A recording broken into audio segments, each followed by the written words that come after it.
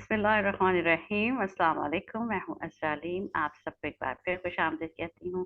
और हम यहाँ मना रहे हैं मारूफ शायर अहमद फराज साहब का यौम विलादत। और हमारे साथ हैं इस वक्त मौजूद मोहतरमा शहनाज रिजवी साहिबा, जो कि सदर हैं हम शायर अदीब इंटरनेशनल की। और आप पेश कर रही हैं नज़ारे अक़ीदत, राज अक़ीदत जो है वो अहमद फराज साहब को उन्हीं की लिखी हुई एक खूबसूरत गजल के साथ, रंजिश ही सही दिल ही दुखाने के लिए।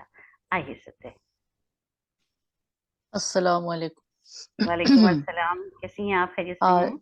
जी जी, अल्लाह का करम है। आज अहमद फराज साहब के एजाज में ये मुशायरा हो रहा है और उनके लिए मैं उनकी बहुत ही बेहतरीन गजल और मेरी पसंदीदा गजल है ये सभी मैं की पेश पसंद करूंगी। है, अता कीजिए अता जी जी। रंजिश ही सही कीजिए। दिल ही दुखाने के लिए रंजिश ही सही दिल ही दुखाने के लिए फिर से मुझे छोड़ के जाने के लिए रंजिश ही सही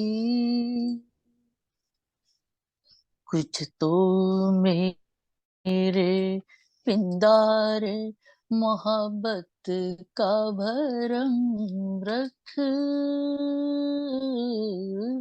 कुछ तो मेरे पिंदार मोहब्बत का भरम रख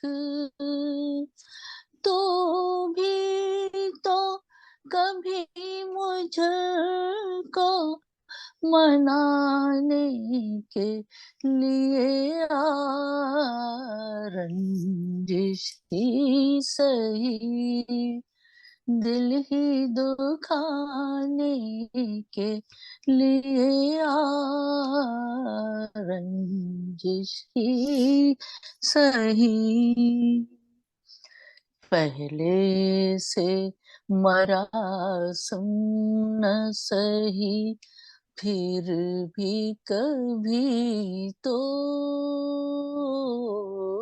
पहले से मरासम न सही फिर भी कभी तो रस्मों रहे दुनिया ही निभाने के लिए रंजिश ही सही दिल ही दुखाने के लिए रंजिश ही सही किस किस को बताएंगे जुदाई का सबब हम किस किस को बताएंगे जुदाई का सबब हम तू मुझसे खफा है तो जमाने के लिए रंजिश ही सही दिल ही दुखाने के लिए रंजिश ही सही एक उम्र से हूँ लज़्ज़त गिरिया से भी महरूम एक उम्र से हूँ लज़्ज़त गिरिया से भी महरूम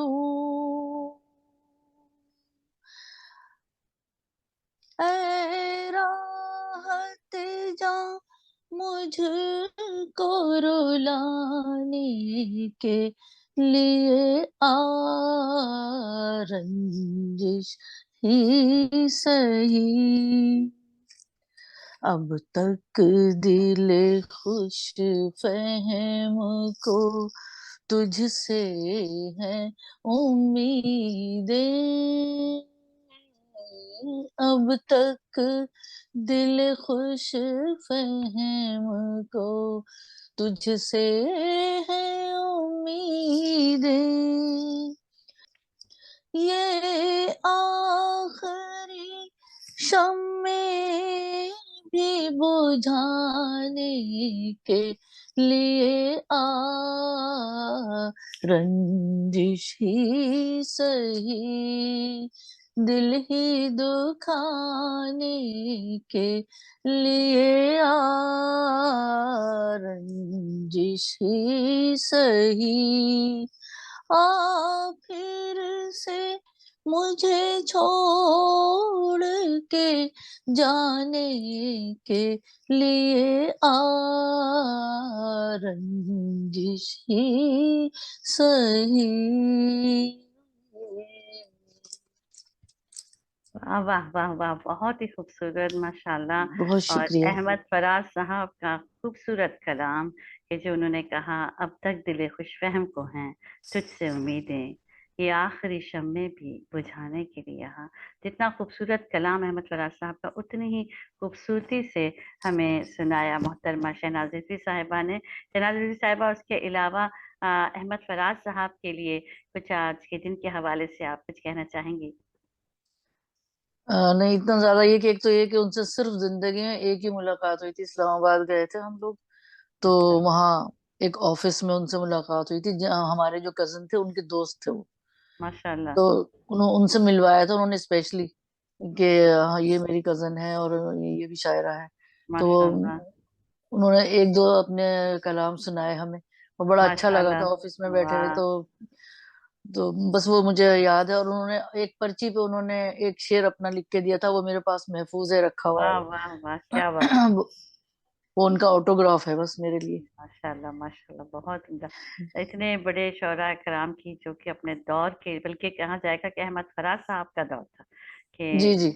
इस दौर में लोगों ने मोहब्बत, इश्क, और फिर उसके साथ साथ उनकी मज़ाहमती शायरी जो उन्होंने वक्त बिल्कुल और हालात के पेश नज़र की, जिसके बायस उनको बहुत सारी मुश्किलात का भी सामना रहा। लेकिन हिम्मत मर्दा मदद खुदा वाली जो बात थी, कि उन्होंने उसका हर वक्त मुकाबला किया उन बातों का। और जितनी बिल्कुल बिल्कुल। उनकी शायरी को सुना जाता रहा उस दौर में, जितना ज्यादा आज भी, जैसे कह सकते हैं कि आज भी लोग अहमद फराज साहब की शायरी को उतना ही पसंद करते हैं जितना उस जमाने में किया जाता था। तो हम इसके साथ ही हम शुक्रिया अदा करते हैं मोहतरमा शहनाज रिजवी साहिबा का, कि उन्होंने आज के दिन के हवाले से अहमद फराज साहब को जो है वो खराज अकीदत भी पेश किया, और उनके बारे में हमें कुछ बातें भी बताई। तो बहुत शुक्रिया आपका। और इसके साथ ही हम इजाजत चाहेंगे आप सबसे आज की इस खूबसूरत तकरीब के लिए। अपने अगले मेहमान से आपको मुतारफ कराएंगे, तो हमारे साथ बने रहिए।